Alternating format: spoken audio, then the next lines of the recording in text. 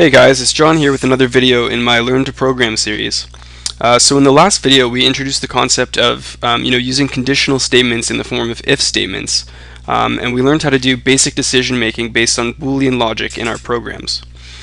So hopefully you took a stab at the practice problem from the end of the video and were able to at least attempt to work out a solution. I did receive emails from some people who had sent me their solutions, and so that's excellent. I'm really glad that people are grasping the concepts, and if you're not, that's okay too. It takes a while to really learn how to think like a computer. So these are not the easiest problems to solve, and I'm going to dedicate my next video entirely to developing a strategy into specifically solving computer-based problems. So we'll run over a bunch of examples using if statements and introducing the concept in this video as well. And next video we'll just do like a half-hour rundown of a bunch of different examples. So stick around for that. That'll be a really important lesson just to really learn how to solve problems. So in this video we're going to introduce a concept called looping.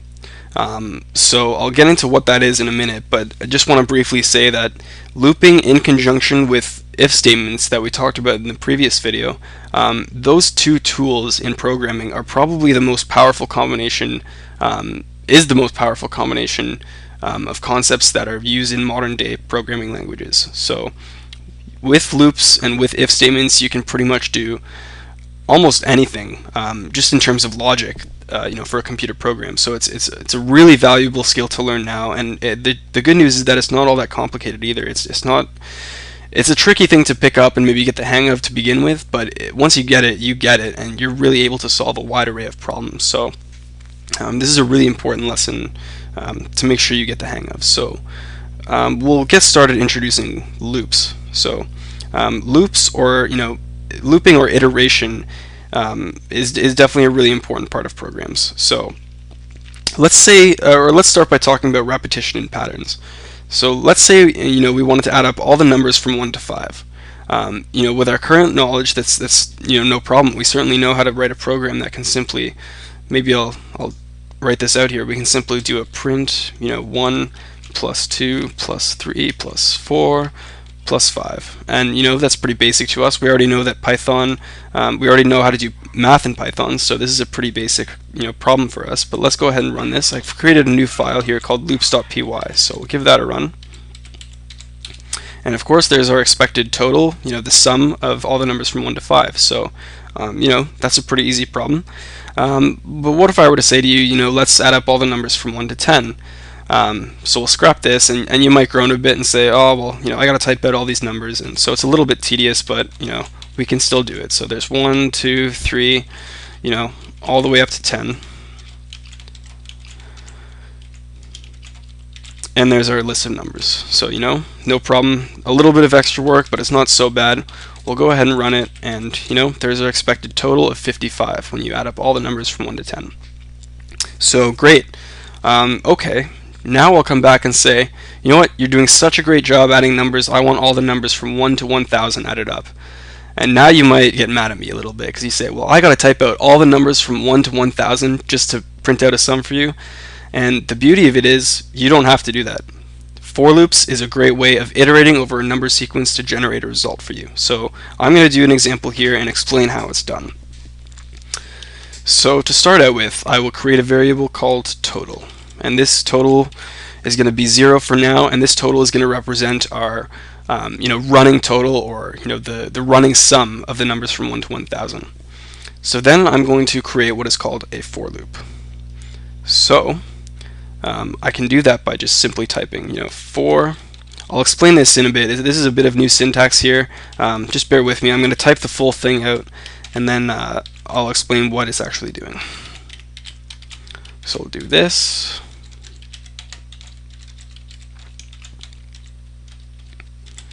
Okay, and that's our computer program. So I will save that. Now I'll get into what the actual syntax means to the computer. So basically, a for loop is a way of telling the computer to iterate or loop over a specified sequence. In Python, you can implement this for loop in a variety of different ways. We'll just focus on one way for now, and that is iterating over a number sequence. Now in Python, you can iterate over a number sequence. The way to do that is through the use of this range function, which is a keyword in Python. So basically, range represents a sequence of numbers starting from the number that's your first argument. So starting from 1 and going all the way up until 1 before the second argument. And that's a little bit of a kind of an annoying thing you have to deal with, is that if you want to go up to 1000, well, you actually have to say 1001, because it doesn't actually do the last element, it's the one before it. So if you wanted to go up to 100, you'd actually have to say 101, for example. So basically, this is telling the computer, this range function is telling the computer to create a list from 1 to 1000. So the for loop will then iterate over that sequence one by one and execute all of this indented code below the for loop for each iteration. So it'll start out at 1 and it'll execute this code for the value of I equals 1. Then it'll go to the value 2 and do this code again for the value of I equals 2. Then it'll do it again for 3, and then for 4, and all the way on up until 1000 in this case. So actually, this is wrong here. I'm going to print total. So essentially, the idea here is that it's going to iterate through all of the numbers from 1 to 1000, and for each number it goes through, it'll add to the total. So let's run this, and hopefully we get a nice big number here. And yeah, that's a pretty big number. I have no clue that it's right, but it is right, of course, because I've tested this. But basically, this is the beauty of using computers to solve complex problems, especially working with big numbers. It's a real tedious thing to do by hand, and you never want to write out a crazy sum of like 1000 numbers. So using computers to do it, and the computer can do it in lightning speed, basically. If I wanted to, maybe I'll do this up to like 1,000,000 or something just to prove that point, but I'll add a few zeros here, and I mean, it's incredible how fast it can actually calculate that total. I mean, it's like near instant, right? So you can really see the power in using computers to solve problems for us.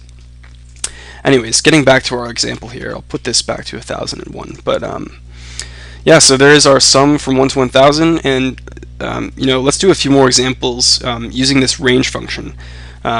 Just so you guys can kind of get the idea behind it, we'll do a couple more examples here with for loops. So I'll do a kind of simple one here.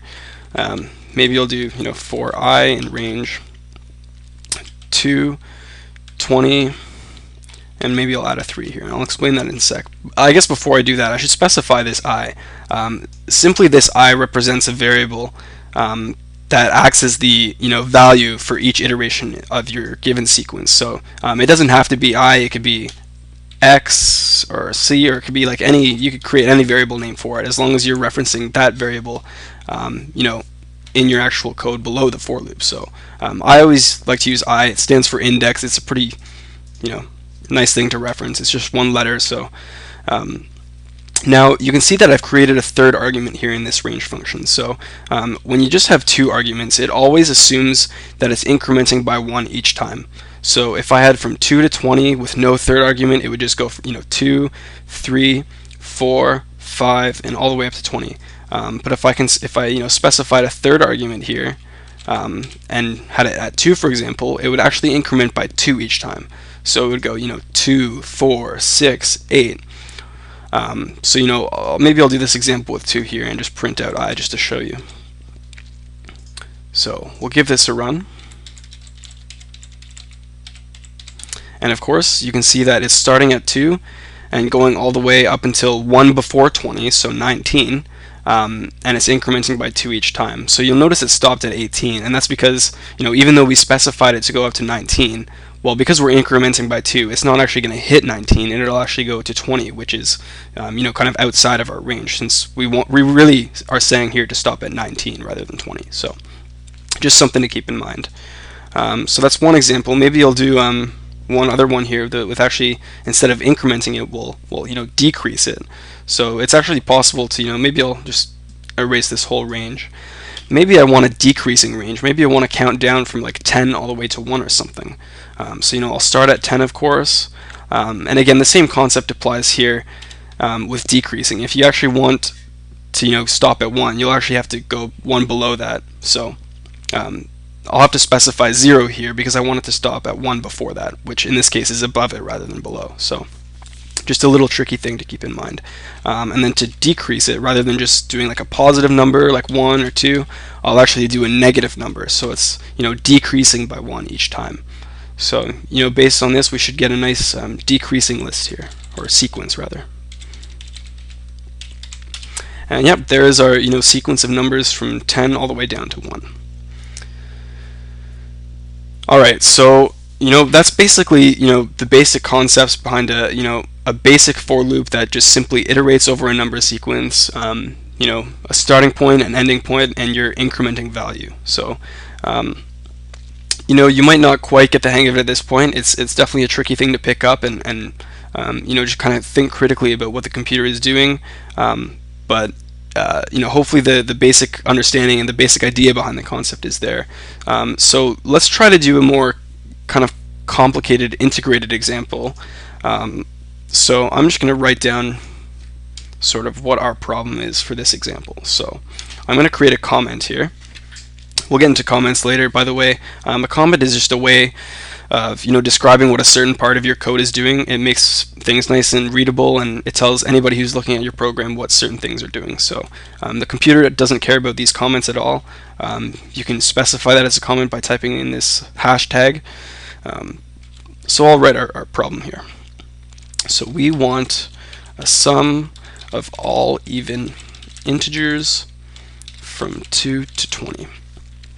Alright, well that sounds like something we might be able to solve. It's something we might have to break it down a little bit in order to really piece together a solution, but we think we can solve it. So the problem statement asks us to do something. Let's pretend we don't know what it is. This first part, we want a sum of all even whatever. Let's not care about that.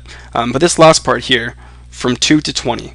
Well, we can certainly represent that. We certainly know how to do that now. We can represent from 2 to 20 in the form of a for loop. So, despite whatever this stuff is doing, we don't really care at this point. If we're just examining this part of the problem, we certainly know how to solve that. So let's implement that first. And we would do that by doing, for I in range 2, and then, we'd go up to 21 because we're going up to 20. So we'll start with that. So now we just have to kind of determine the first part of the problem, which we haven't addressed yet, which is to find the sum of all even integers. And we can break this down even further.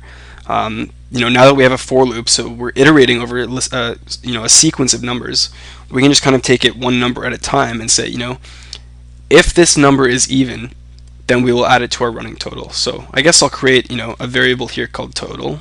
We'll set that equal to 0 to represent our running total. And then we can break it down by saying if a given number is even, we'll add that to our total. Well, I mean that sounds a lot like an if statement to me. So we should have a way of solving this part of the problem as well.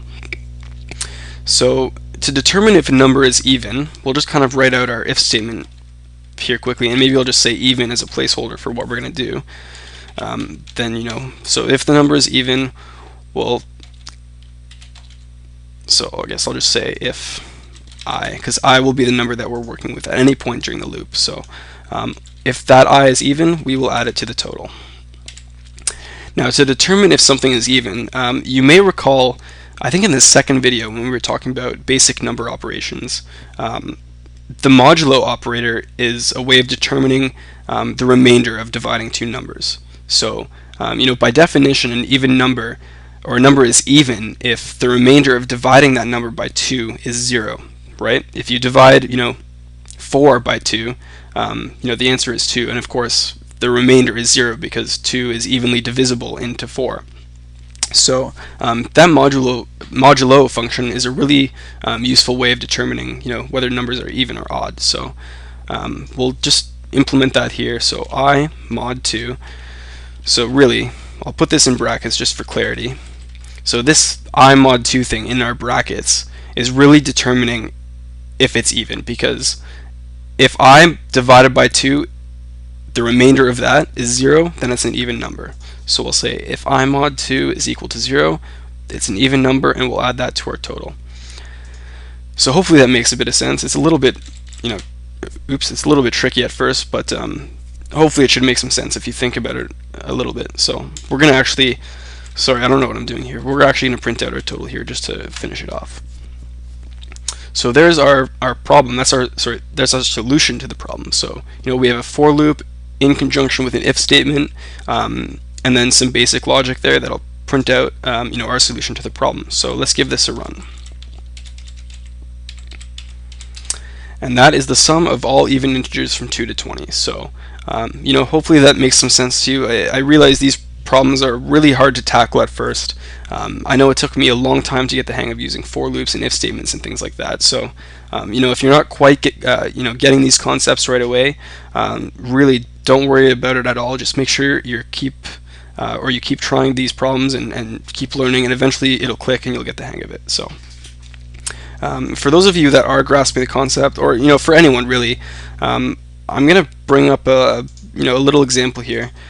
This website called projecteuler.net is a great resource for a lot of math-based problems that you're supposed to solve using computer programs, and I really recommend taking a look at some of these because they're a lot of fun to solve and pretty rewarding once you get the right answer. So to start out with, I'll kind of do this first problem here. I'm not actually going to do it, sorry. This will be a practice problem for you guys to try out at home if you feel as though you have a good understanding of the concepts. So you can go ahead and pause this, or just go to the this URL up here. Maybe I'll link it in the description, but you can read through this problem, and hopefully you'll be able to apply the concepts taught in this video and the previous video, and should find a solution to this problem. Again, next video will be really focused on just really implementing and developing a strategy for solving types of problems, like these types of problems. So it'll probably be like a big long half-an-hour video with just a bunch of different examples, and hopefully it should really drive the point home. So thanks for watching this video. Feel free to send me any questions that you might have, or anything like that. I'd be happy to help out. So thanks for watching, and stick around for the next episode.